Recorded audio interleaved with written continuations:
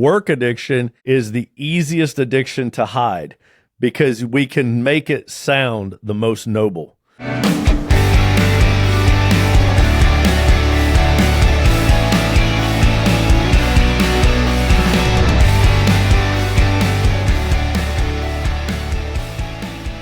I told you I was going to call you Dave. Dave, thanks for coming on the podcast. I appreciate it. Hey, thanks, Jesse. I have, I was going to start with a statistic that I wanted you to kind of respond to, but instead, when we were chatting offline, you mentioned that when you were kind of, transitioning out of the military, you were thinking about moving into being a licensed clinical social worker, specializing in addiction counseling. Is that right? Yeah. Tell me about that. Why? Why was that in your heart? I don't think anybody wants to get into addiction counseling unless they've got experience with addiction. I had suffered, struggled, battled, and lost for years with sex addiction, all manners of lust addiction. And it got to the point where it was destroying my marriage. I didn't think my marriage was going to last. I went as like just a Hail Mary of a pass. I went to counseling, and counseling completely changed my life. And I was in individual counseling, I was in group counseling, I was in marriage counseling, so couple, individual, group. I was doing every single thing there was. I was probably going to about 2 to 3 things a week for about 2 years. So I felt my own life so personally and radically changed from being a total slave, chained to something that you feel you need. And no addiction starts out as a problem. It starts out as the solution. Whether you're looking at porn or you're drinking alcohol or you're taking opioids or whatever you're doing, that's not your problem at the beginning. That's what you're doing to escape your problem. And then that new self-medication, that becomes a bigger problem than the first problem was. I felt this. It changed my life. There was a week in my life where a guy on a Tuesday, he told me, man, have you ever considered becoming a counselor? He was like, I just heard what you were saying to that guy. You've got a gift for this. Have you ever thought about this? And I was just laughing it off, man. I was like, no, that's the last thing I would ever consider doing. And 2 days later, another guy said the same thing to me. He was like, man, and those guys knew each other. And so I thought he had put him up to it. And so when the guy on Thursday said, have you ever thought about getting into counseling? I laughed and I was like, did he put you up to that? And he was like, no, why? Did he say something similar? That's when I started thinking about it. When the second guy said that, I went home and I remember talking about it to my wife, and I was like, what'd you think about, this crazy idea? Let's both laugh at this together and dismiss it. And she was like, they're totally right. I can see that. You should think about it. And that set me on a journey over the next 3 years. I went that whole route and got that degree and was doing my residency for state licensure when Men's Alliance just took off, and it became do I really want to keep pursuing this thing, or do I want to pursue this thing? And they're both good. And I came to the conclusion that a lot of people could do substance abuse, addiction counseling. There's a lot of great people that can do this, but nobody's doing this. So I went for the one that I thought I would be able to be used in the most unique way by God. And so I went all in on Men's Alliance. Sadly, I had to leave the other thing behind. Nothing happens by accident. And so I would never say that pursuit and that degree was wasted. I think that God put me through that in order to kind of thread it in small pieces into every conversation I have with men who are struggling. Although I'm no longer in an office, I'm sitting outside around a fire and leading groups of men out there and training men how to lead groups of men. So I do believe that it was intentional and it was part of the journey, and I had to go through that to get that perspective and to now be able to do men's ministry. You're not going to deal with very many men in this world who aren't struggling with some kind of addictive behavior. So yeah. Well, look, that. a lot of people are much better off that you chose the path that you chose. Going through and seeing that certification through I would call that like the conventional path to be able to help people. But it feels to me, by saying yes to and stepping into Men's Alliance, you're probably reaching more people than you ever would have had you went to conventional route.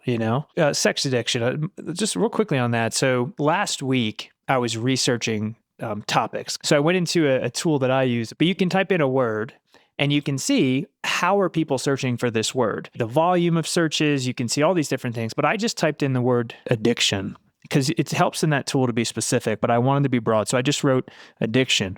And here's what I was expecting. People to be searching like alcohol addiction, maybe opioid addiction, gambling, et cetera, et cetera. Dave, I couldn't believe how far, I would say, above, or how much more people were searching for sex addiction than any other addiction. Sex addiction, obviously I would say that's like parent addiction, but then pornography is part of how that manifests, right? But I was shocked because I've never done an episode on sex addiction. And in my head, maybe you can respond to this, but once I digested it, it didn't surprise me that people were searching online for help, because you used dark earlier. You said the word private. I heard you say it. I feel as though because there's so much stigma around sex addiction, I think people are much less likely to talk openly about it. So they're forced in the privacy of their homes in the darkness to kind of like search and explore and try to find help or try to find answers because they don't want to have the conversation. Oh man, you're 100% right. If you stand up in a crowded room full of people and you say that you're an alcoholic, everybody applauds you for your bravery. And if you stand up in that room and say you're a sex addict, there's going to be crickets. They scoot over. People scooting their chairs away from you. In fact, let me see if I can find it in 2 seconds. Okay, my bookshelf right behind me here, which you can't see. Talk about secrecy. I don't know if you've ever seen this. It's called the White Book. Those who know. This is the book, Sexaholics Anonymous. I'm going to show it to you on the camera. You ready to see the cover of this book? Yeah, let's see. Look at that. There's the spine. Nothing on it. And there's the back. Oh, there's a barcode. This is the White Book. And if you open it, you see the title is Sexaholics Anonymous. They did this brilliantly so you can sit and read it in a coffee shop without frightening the general public. I have mixed feelings about this. Yeah, that's the stigma. That's the stigma. You can sit and read. Sorry, I just outed somebody in a coffee shop reading a totally white book. They're like, thanks, dude. Thanks for showing that. Thanks for telling everybody what I was reading. I got mixed feelings about that. It's like I get it, and then also it almost feels like it's reinforcing the stigma, isn't it? It does. That's exactly right. But I don't think you break down that stigma quickly. Me saying this on your podcast is a step in in breaking it down. But at the root, I do believe every single addiction is the exact same. It doesn't matter what form of self-medication you've turned to. They're all the exact same problem. It's just manifesting in different ways. The root is there's something in my life that I don't like that makes me feel bad, that drags me down. And instead of addressing that thing and fixing it, I'm going to find something that makes me feel really good temporarily. Yeah. Yeah. Well said. That's what they all boil down to. Well said. Hey, it's Jesse. And if you've been following this show, then you know I've had my fair share of struggles with alcohol over the years. You also know that I built a pretty solid toolkit to help maintain a healthy relationship with alcohol. Things like fitness, mindfulness, accountability groups, and technology. All great, all helpful, but there's one tool I've recently found that blew my mind, and I can't believe it took me so long to discover it. It's called naltrexone, an FDA-approved, science-backed, and affordable medication that helps reduce cravings and control drinking. The first time I took it, I'll never forget, I was skeptical and not completely buying into the idea that a medication can help me with drinking. But just after a few days, I could not believe how effective it was in eliminating all of my cravings for alcohol. It needs to be better known. And that is where Or Health comes in, and I'm honored to have them as a sponsor of the show. You can have doctor-prescribed naltrexone shipped discreetly and directly to your door. No pharmacies, no doctor's offices, just the help you need. It's online, it's private, and it's judgment-free, and most importantly, it works. As of today, over 35,000 Or members have been treated, and 76% of respondents report drinking less in just 2 short weeks. So here's how to get started. Text STRENGTH to 710-710. That's STRENGTH to 710-710. You'll take a quick, discreet survey, and they'll guide you through the entire process of trying naltrexone for the first time. It's easy, straightforward, and honestly, might be the best move you make for yourself today. So if you're ready to take a massive step forward in controlling your alcohol intake, text STRENGTH to 710-710 and let Or Health help you redefine your relationship with alcohol. So I'm gonna jump into, I'll call men's mental health.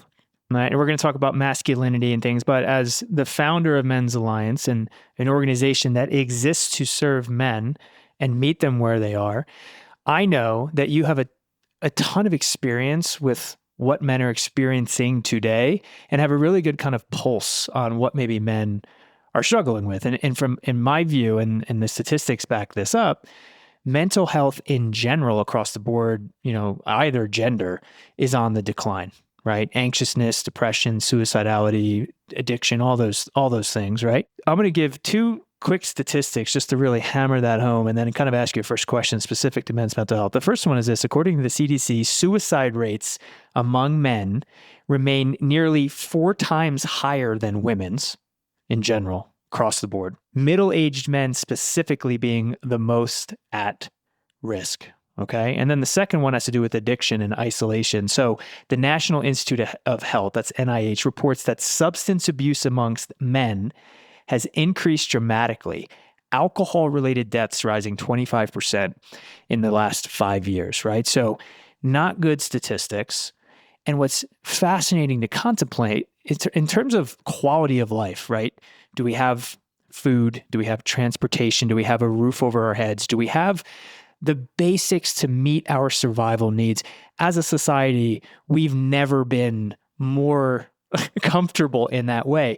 So the fact that technology and improvements, right, society has allowed us to not be afraid of the things that could kill us, right, like predators and running out of food, things like that, while mental health rates are declining at the same time. It's just so paradoxical. When you think about the men that you interact with, do you think we're getting worse just in general? What have you noticed, say, in the last 5 years, the type of men that you're meeting and like what they're struggling with, and just kind of talk us through what you've learned? Yes, mental health is getting worse in this country for both men and women. You can arrive at that statistic by several different ways, one of which is diagnoses and one of which is prescriptions of medications, right? So the prescribing of antidepressants, anti-anxiety meds has been steadily increasing for decades as the standard of living and the quality of life is also consistently rising. We live in the most comfortable society that's ever existed on the planet. And that is a massive statement for you just to sit and just think about the truth of it. You and I today, Jesse, we have it better than the King of England had it 200 years ago. They did not have climate-controlled palaces. They didn't even have indoor plumbing. They didn't have seats as good, as comfortable as the one I'm sitting in. We go from sitting in a comfortable, climate-controlled office to going 60 miles an hour in our lumbar-supported, climate-controlled car. With this tiny Electric gap car. where I've got Electric car. tiny gap where I've got to go from the door of this building to the door of my car, and you're like, oh, it's so hot out. Oh, it's raining. Just our comfort is through the roof. We come home, we prop our feet up, we watch Netflix, we order Chinese food, we sleep in the greatest beds. Don't even get me started on the beds that the king of France wasn't in a bed as good as mine, and we're more depressed. And we're more addicted. And you're right, this is so paradoxical. It arrives us at the startling conclusion that being comfortable does not make us happy. Ooh, boom. If being comfortable made us happy, we would be in the happiest society ever, and we would have seen a consistent decline in anxiety, depression, addiction, suicide, and prescribed meds. Every decade would be less and less. We'd be like, man, we've almost solved this entire mental health problem. But it's the opposite. So what does this tell us? The conclusions that we pull away from this are that comfort doesn't make us happy, And we need something uncomfortable to make us happy. And I hate the word happy, by the way. It's very superficial. I think, fulfilled, that's a great one. To feel joy, to feel peace, to feel fulfillment. These are what we're actually after. And so we realize, okay, if it's not comfort, it's discomfort. So if you think back to a couple generations ago, people that were born in the 1920s, 1930s, and they were the ones who were fighting in World War II. They were the greatest generation. They were the ones having the baby boomers in the 40s and 50s. That generation, and you look at just their basic lifestyle and how much work they had to do to stay warm. I mean, they had to sew quilts to stay warm. And you had to plant enormous gardens, harvesting these crops and canning them just to be able to feed your family through the winter. And so you look at the amount of discomfort or inconvenience that generation had, and also the amount of fulfillment that they had. They had peace, they had joy, they had fulfillment, and they had no creature comforts. We would feel pity for them for all the hard work they had to do. They would feel pity on us for having no purpose. Yeah. And having all of our work taken away from us. This all comes down in my mind. This is all these truths that I'm outlining. They all are funneling in one direction, and that funnel is really the word design. You have to look at how were we designed and what were we designed for. When we're not being used as designed, that's when there's going to be problems. That's when an appliance will break down, a car will break down, a phone will break if you don't use it the way it was designed. So this is really the root of the problem. God designed us to work. If we are not living the way we were designed, man, we're going to have all these problems. Trying to suppress the design and medicate it, either with a prescription med or with an addiction, it's going to be like trying to hold a beach ball under the water. Like, you can try real hard and you can succeed for a very short period of time, but ultimately, the truth of your design is going to rise to the surface, and it's going to come flying up, and it's going to hit you in the face when it does. And you're going to be confronted with reality of, this ball was not designed to be held down to the bottom of the pool. You were not designed to prop your feet up and watch Netflix. And that may feel good temporarily, but if you do that every day, you're going to spiral into depression. You're going to become addicted. You're going to become suicidal. So we've got to look to who designed us. How were we designed? What was I made to do? And get into that owner's manual that is the Bible. As we do that and we start embracing our design, we start having that fulfillment, that peace and that joy that make the need for that substance, the needs just obsolete. Yeah. Alignment, I would say, is a word. When you find that alignment, the design and the actual fulfillment of it. Look, for some reason, when it comes to mental health and recovery from alcohol misuse, people don't talk about supplements enough. When I decided to step away from alcohol and rebuild my health, I quickly learned that nutrition and supplementation weren't just optional, they're essential. That's why I choose Momentous supplements. Look, for me, the goal has always been about health span, living better for longer. And when it comes to supplements for high performers, nobody does it like Momentous. Momentous invests heavily in NSF certification, meaning every batch of their products is tested for heavy metals, harmful additives, and label claim accuracy. You got to know what you're putting in your body. And that's why Momentous is trusted by all 32 professional NFL teams and D1 collegiate sports team dietitians across the country. And look, Momentous doesn't offer every supplement under the sun. Other brands can do that just fine. Instead, Momentous nails the basics with bone-crushing consistency to help you build the perfect and intentional routine for you. And when we talk about basics, what are we talking about? What do I take?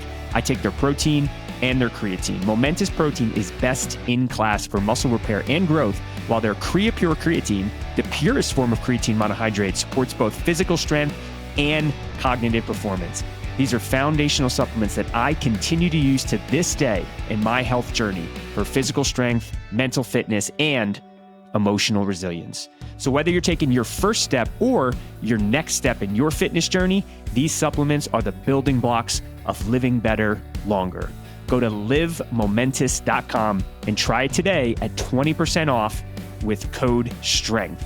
That's livemomentous.com, 20% off with code STRENGTH, and start living on purpose today.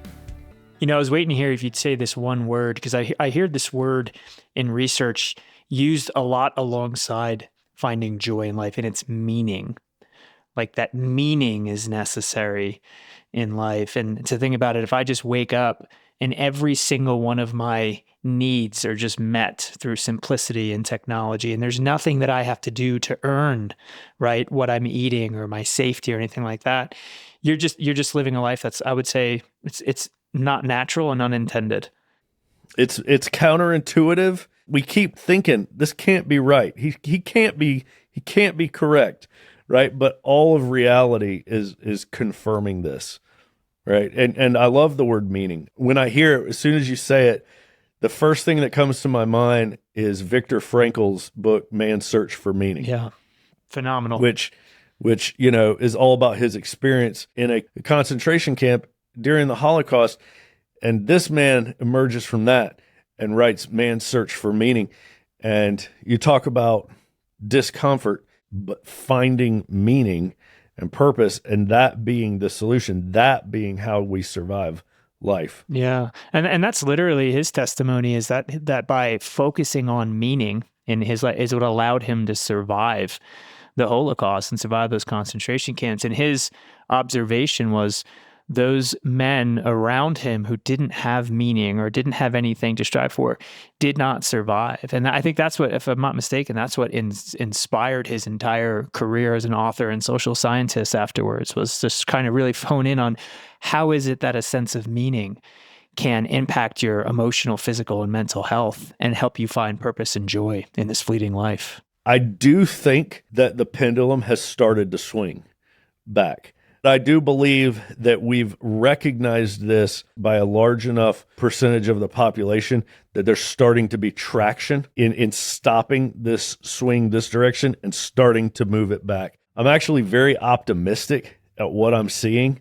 I think we've got enough voices reaching enough men that we're starting to get it and we're starting to change. Several years ago was written the piece called Rise of the Sufferfest. And this was about the explosive popularity of obstacle course races.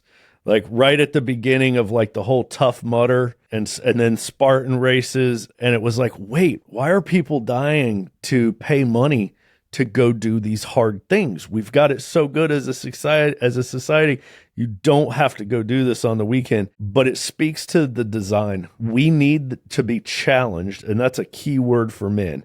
Men need a challenge so badly that if you put us in a world that doesn't have one, we will pay you to make us a challenge. Yeah. Right? Yeah. And this is what I've come to learn from my experience, is that one of the greatest ways that as men we find that fulfillment is through accepting and addressing a challenge head on. Here's the other thing I've learned through observation is we don't always have to win in order to get that fulfillment. If you imagine, I think I could paint a picture here that most men will get, right? If you sign up to do an Ironman triathlon, you get 6 buddies and you all agree and you all sign up and you train for a year to go do this event. And you train for a year with your buddies and you do it.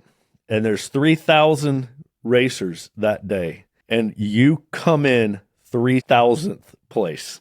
But you cross the finish line, you do it, you finish the event, you're dead last. Do you feel accomplished? Do you feel fulfillment?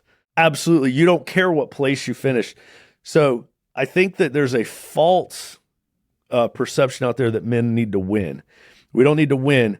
We need to be challenged and we need to compete and we need to know that we did our best and we went all in and we accepted a challenge. We took on a challenge. So we don't have to go win the Spartan race. We just have to train for it and show up and start the event. And that's where we get that sense of peace, joy, fulfillment, meaning, and happiness. Now, those are silly examples, but where it really matters, where we need to be challenging ourselves, is at home, being the husbands and the fathers, being the spiritual leader of yourself, being able to lead yourself spiritually as you know God designed you to be. When we meet those challenges head on, that's where we sleep well at night. That's where we feel the same way our great-grandparents felt when they looked at the root cellar full of canned vegetables ready for the winter. They're like, I've done it. I met this wood. challenge. Yeah, I chopped the trees down. I got the wood ready. Cords of firewood. Yeah, man. That's right. Firewood's a better example. Thank you.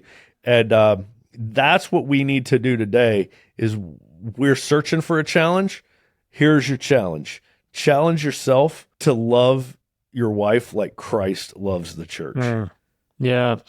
There's your challenge. I say from my experience, just not all challenges are healthy too, right? I mean, your examples were most of them were physical in nature, exercise, strength, pushing the limits. But, I think part of the key here is to recognize when you're just in a situation with an unhealthy challenge that doesn't need to be conquered, and being comfortable with that too. Just to bring color to it, like I just think on my life, like there was a point in time when my career was toxic, where I worked was dysfunctional.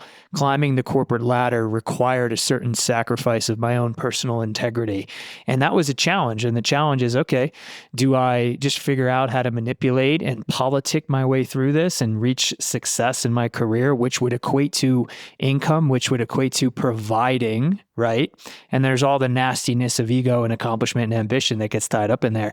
But that was work addiction, by the way. Speaking of addiction, work addiction is the easiest addiction to hide because we can make it sound the most noble. Oh, I'm just providing. I want to provide. Yeah, I want to provide for my family. Just trying to do my best for my family. Well, they don't need you to work more hours a week. They need you to be home. Yeah. Yep. And when you're home, be where your feet are. Don't be ruminating and worrying about your career and things. Like, you need to be in that room and be present with your kids and your wife. And I would say greatest challenge that I've ever felt. I'm actually, pseudo living it right now. It's like, how do I set up every day? Like, my goal is my first graders, learning multiplication, and she's reading in front of a third grade class, right? I need to spend 15 minutes with her practicing that. I need to do mathematics with her. My 5-year-old, like, she has a choir thing next week. I want to make sure that I'm sitting with her. Bottom line is, like, I look at my day and how much time I have in it and where I'm supposed to allocate certain things. And I'm always like, I'm setting these goals for myself. The challenge is put my kids and my wife first here in my house. And every time I know in my heart that I'm not doing that because I'm being pulled in other directions, I feel guilt and I feel shame. So no real point there, but it's like, I think it's good to have challenges, but then you also have to make sure they're the right challenges and you respond in a healthy way when you don't meet them. You know what I mean? I'll tell you what, that's so good. I'm so glad you said that, because I think a really unhealthy way that a lot of American men think is kind of wrapped up in the phrase, I'm not a quitter. I don't quit. There's a ton of stuff we should quit. We should get better at quitting things faster, because a lot of things are a waste of our time, of our energy, of our resources. And some men will stick so stubbornly to the wrong path because they tell themselves, I'm not a quitter. I think this is a really toxic trait. It's very masculine and it's very American. When you think about yourself on a ruck, if you picture yourself with 50 pounds on your back and you're going down a trail through the woods and you discover that you took a wrong turn and you were on the wrong trail, how much farther should you continue rucking down that trail? You turn around right? Immediately. Yeah. 0 steps further. You don't go another step in the wrong direction when you got 50 pounds on your back. Every step you take matters. But yet in life, sometimes we realize we're on the wrong path and then we keep going for another year or 3. And so I think, when the second we realize we're on the wrong path, or we're in the wrong job, or we're in the wrong relationship, or we've developed a bad habit, quit immediately. And then the other thing you said is kind of more of that that day to day, I need to be with this person. I need to be investing in this kid. I need to be at this event. There's no finish line to this challenge. This is a daily challenge. And I think we do two things come to mind for this challenge. One is prayer. And this is where we need to pray daily for wisdom and discernment and guidance. Hey, God, I need your help today just to make the right decisions. Give me the wisdom to be in the right place at the right time, God. Help me to be the best husband and father that I can be, God. So we start from that perspective, and then we end every day from the perspective of giving ourselves grace. So recognizing the fact that I'm a human and I'm going to disappoint people and I'm not going to be perfect, just as we know, I feel like most men, we know we need to give our children grace when they make a mistake. We have to be able to give ourselves grace. We have to give our wife grace. We have to give grace to ourselves and everyone around us, or we're going to implode. Yeah. Well said. You strike me as a guy who has a life verse, or maybe a couple. Do you have a? I do, man. I wonder how I strike you as that. But anyway, what's your life verse? I have one verse that's on the license plate of my truck. What is it? So I got to go with that one, and that's Colossians 3:23. Whatever you do, do it heartily for the Lord. And so I think about that. I'm like, man, you're just like, find what God's got you here to do and go all in on it and do it with all your heart, because you're doing it for God. And so crush it. Whatever you do, knock it out of the park. That's the Dave version. You know what I like about that too? It's like underneath that verse, it's also stating that there's honor in working hard. Yeah, there's honor in having an integrity. Right. There's honor, and you find meaning in that. Mine is 2 Timothy 1:7. For the Lord did not give us a spirit of fear or timidity, but of power, love, and self-discipline. That's my favorite. You mentioned the word there. You put two words together, American and masculinity, which is specific, right? Because in this country is different than the next country. But do you think in 2025, as a country, we have a clear definition of what masculinity is? Oh gosh, no. We're like a ship at sea with no sail and no rudder and no compass, and just floating all over the place, and different people rowing it in different directions. And so that's a big part of the burden that I feel in running a men's ministry, a Christian men's ministry, is we're not going to change every heart in this country.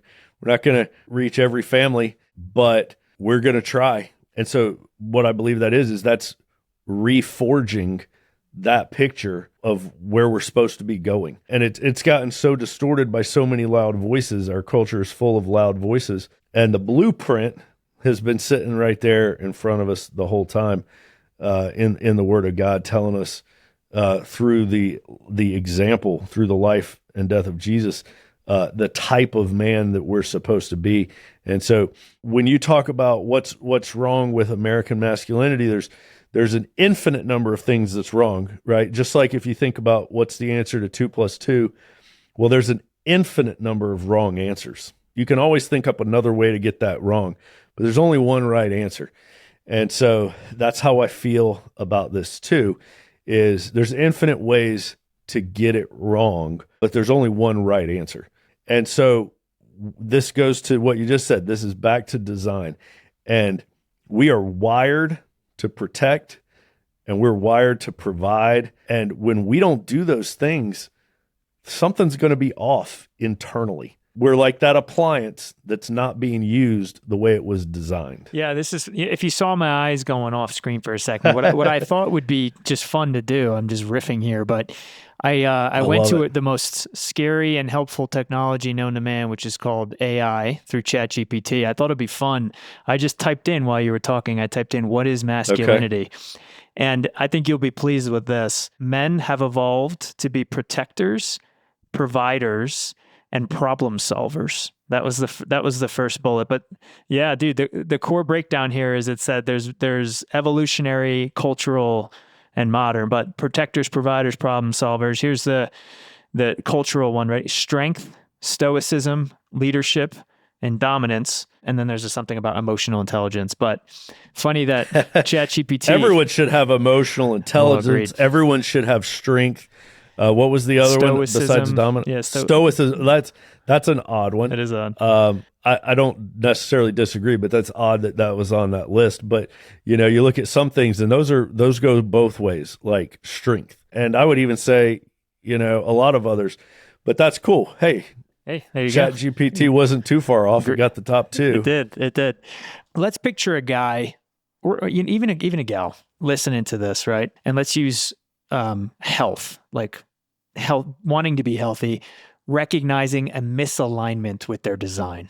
To put it that way, if somebody is recognizing, you know what, I'm not living the way that I was intended, and they know it in their bones, in their spirit, pulling from Men's Alliance and what you do with those men that you're privileged to serve, why don't you give some practical steps of things that they can and should do to start moving towards alignment with their design? When I think about how to get healthy, there's a lot of I think there's like 7 different big categories of health, but I really think and kind of live and operate in about 3 of those. I think, there's obviously physical health and spiritual health that are hugely important. But I think one of the other super important ones for men is relational health and emotional health. Men have to get better. In order to be healthy in the physical, we have to get healthy in the relational. Because I think that there are physical manifestations of unhealthy relationships. This goes into isolation, right? When we talk about relationships, that requires getting out of isolation, which is where most men tend to want to live, or not even want to, but tend to just be drawn. There's like a gravitational pull on most men towards isolation. When things get really hard, when things get really bad, when we're having a really bad day, I believe most men's tendency is to just go drink in the garage. Yeah, I've been there. Right? It's like, I don't want to talk to anybody. I don't want to see anybody. I want to be completely left alone. That's our tendency. That's that magnetic pull towards isolating. And we have to fight that with everything we got every single day. Don't allow the enemy to talk you into that. Because once you isolate, everything's going downhill. Nothing's getting better in isolation. And so that relational health is a big one that we as men have to learn how to do. We have to learn how to share our struggles, how to find and cultivate meaningful friendships, because that's what makes life rich and enjoyable. Life is actually a team sport, right? In the book of Genesis, it says it is not good for man to be alone. Jesus, before he started his ministry, he went and he built a tribe. He went around, he was the initiator, which I think is an important part. We think about leadership. He was the initiator. He went around and basically invited 12 guys to journey with him, to do life with him. Then he got started. So he set the example for us right off the bat. He knew things were going to get hard. He knew he was going to have a lot of difficulties. And he got help. He asked men to go with him to pray. And he was God in human form.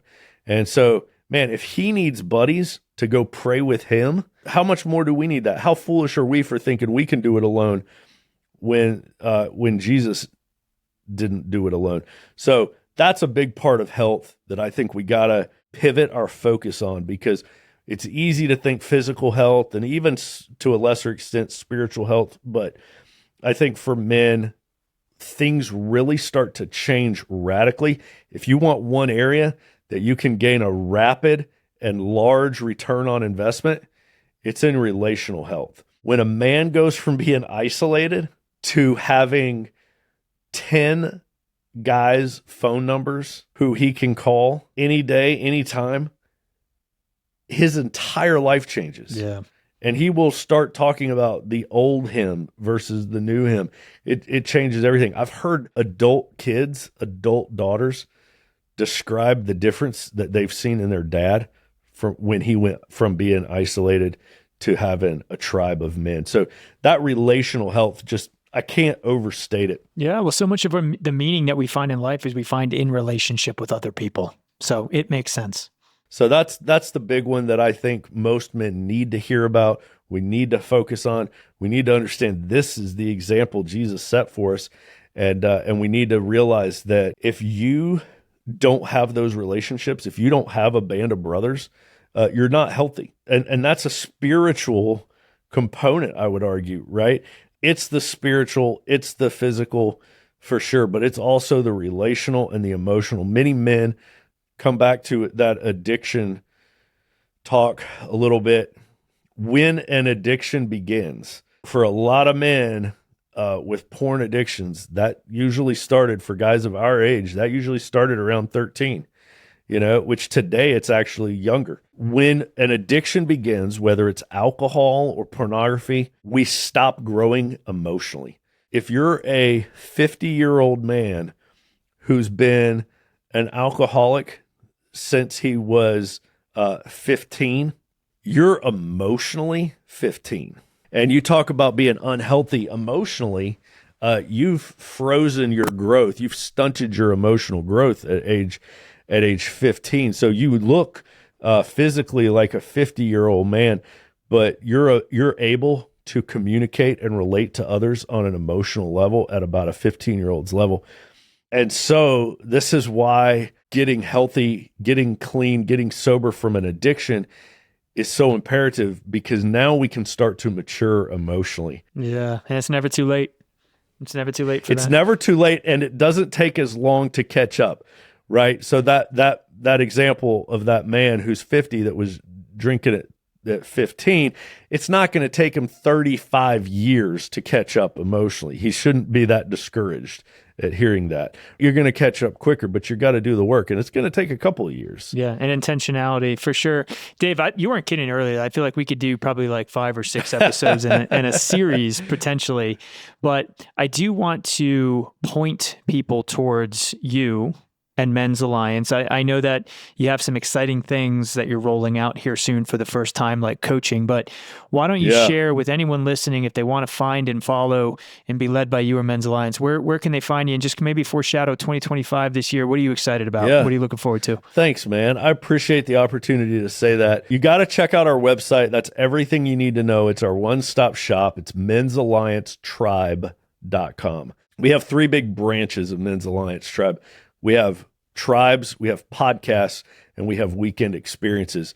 So when you go click on our tribes page, it'll tell you if there are tribes in your area. It'll let you know how far away you are from a tribe. And if you're not near one, it'll give you a button to click to start one in your area. It's free. That's what guys need to do first, because really that's the foundation. That's the building block, is get yourself in a tribe. All of our tribes, they all meet once a week for a 30-minute outdoor workout and a 30-minute real-world devotion around a fire. 1 hour a week, you get out of your comfort zone, you go outside of your climate-controlled environment. There's 168 hours in a week. You can afford to be uncomfortable for 1 out of 168, and it's an absolute blast. We're going to flip tractor tires and swing sledgehammers and bear crawl with sandbags, and then we're going to circle up around the fire, and different guys take turns leading every single week. So it's never the same workout. It's never the same devotion. We're never going to go through a book. You will never have to pretend you read the chapter for that week. And you don't have to speak Christianese. We're creating a men's ministry for dudes. It's so simple. We're starting these tribes all over the country. We've got a podcast, and then we put on absolute grand slam 5-star weekend experiences. If you want to go to some weekend experiences that are the special forces events for Christian dudes, I mean, this is them. To your listeners, check this stuff out, because it's just what every man needs. Yeah. It's what we all need in our life. And sometimes I get it, like we don't want to admit we need it, because we want to be like, that's for other dudes.